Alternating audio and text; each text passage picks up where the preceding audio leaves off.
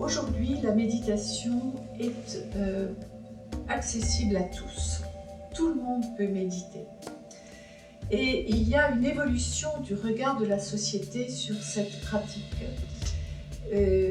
Car autrefois, on pensait que pour méditer, il fallait nécessairement être bouddhiste ou hindouiste, ou en tout cas adhérer à une spiritualité orientale.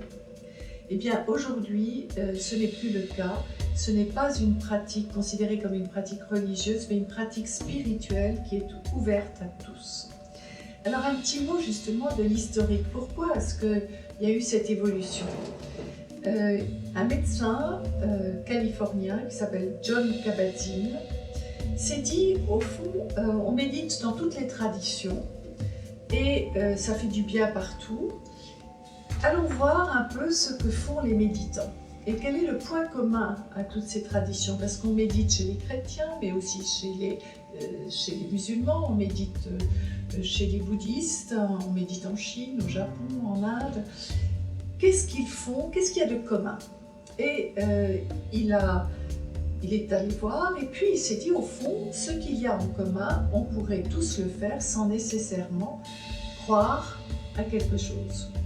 Et donc, c'est lui qui a mis au point ce qu'on appelle mindfulness, c'est-à-dire la méditation de la pleine conscience.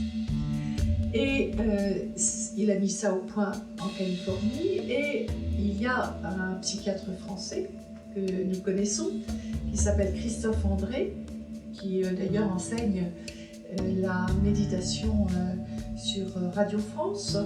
Christophe André est allé se former auprès de Jon Kabat-Zinn et lui-même a commencé à soigner ses patients à Sainte-Anne pour traiter les dépressions profondes, le stress, avec d'excellents résultats. Et puis, il y a quelques années, j'ai lu dans le Figaro un article de Gaëlle Chatelard, qui est une directrice à l'INSERM, et l'article s'appelait « La méditation peut-elle contribuer au bien vieillir ?»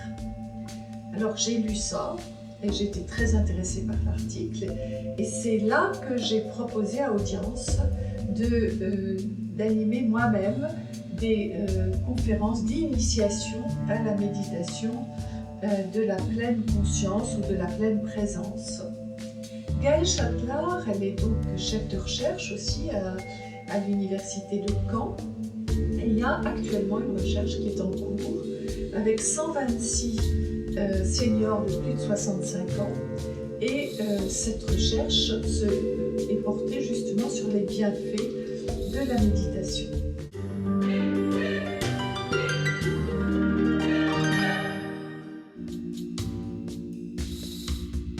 La méditation est une clé du bien vieillir parce qu'elle améliore les fonctions cognitives et le bien-être des seniors.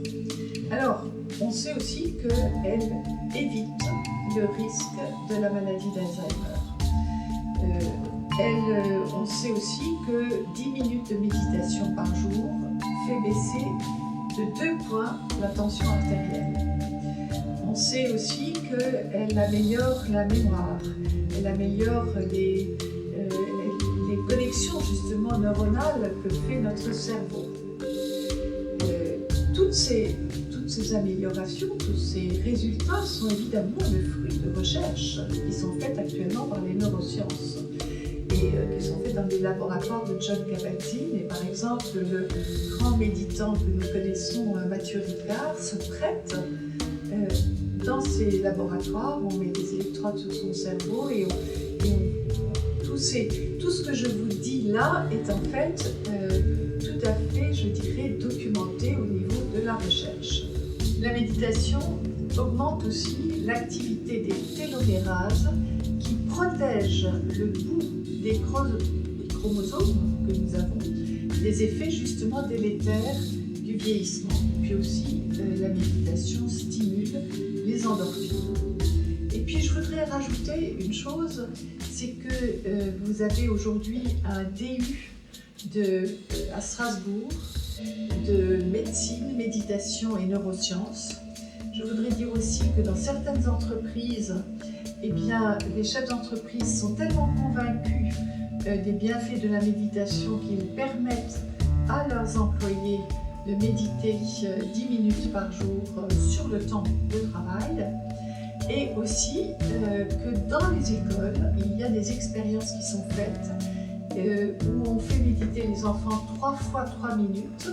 Et cette expérience montre que les enfants sont beaucoup plus attentifs et retiennent beaucoup mieux, ont une activité scolaire qui est nettement améliorée.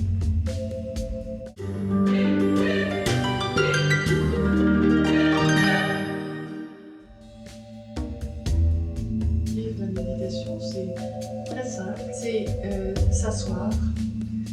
On n'est pas obligé de s'asseoir en tailleur, on peut s'asseoir dans un fauteuil avec le dos droit et il faut être confortable.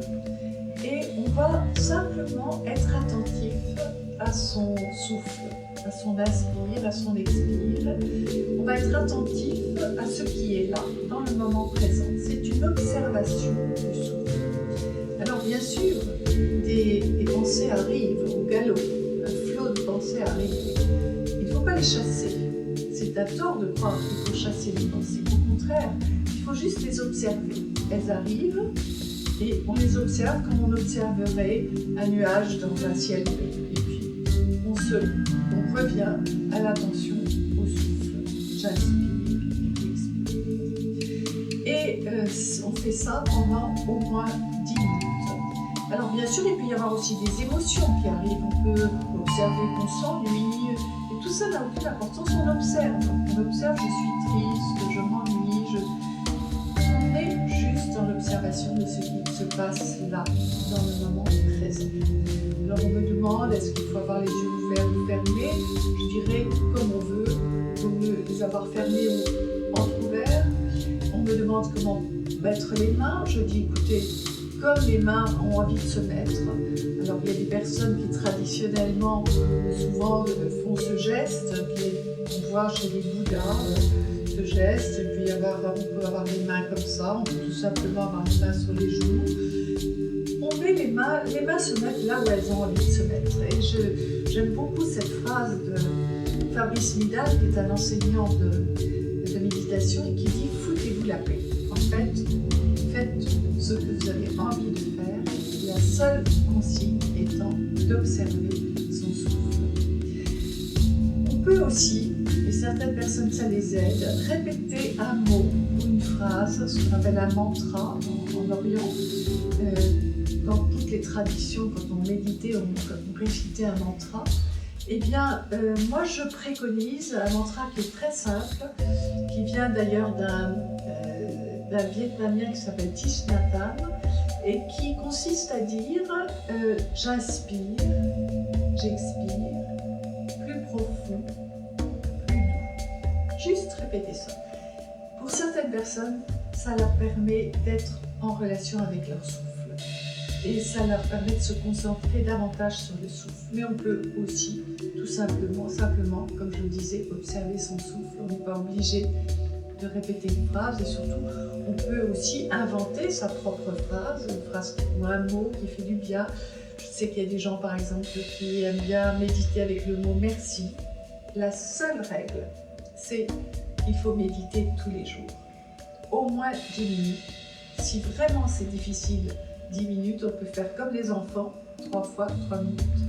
Et c'est la régularité, parce que méditer de temps en temps, ça n'aboutit pas à tous les effets que je vous ai décrits tout à l'heure. C'est toute cette amélioration de la santé. Pourquoi est-ce que c'est une clé du bien vieillir? À condition, effectivement, de le faire tous les jours.